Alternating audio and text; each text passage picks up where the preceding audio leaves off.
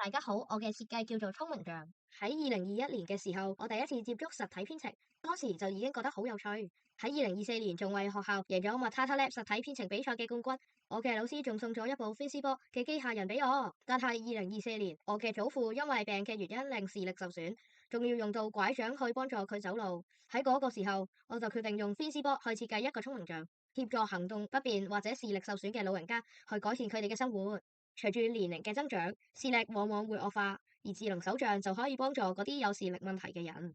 我呢一款智能手杖促進咗視障人士嘅獨立能力同埋安全性。依家就等我介紹一下點樣用聰明杖啦。呢個係把手，可以握住，佢有3個按鈕，好似盲人嘅字咁。當你撳3個型按鈕嘅時候，佢就會帶使用者去臥室。當佢撳完保護乘卡，佢就會帶使用者返嚟起點。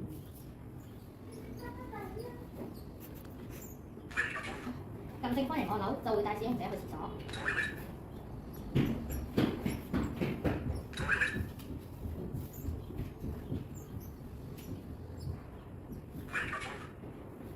當你撳圓形按鈕嘅時候，佢就會帶使用者去客廳。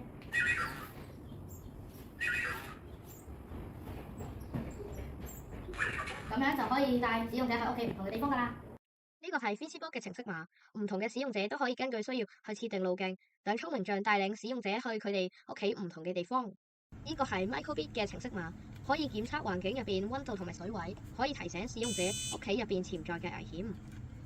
只要喺 FeasiBot 上面嘅掣貼上特製標籤，盲人亦都可以輕易使用到聰明象，幫佢哋改善生活。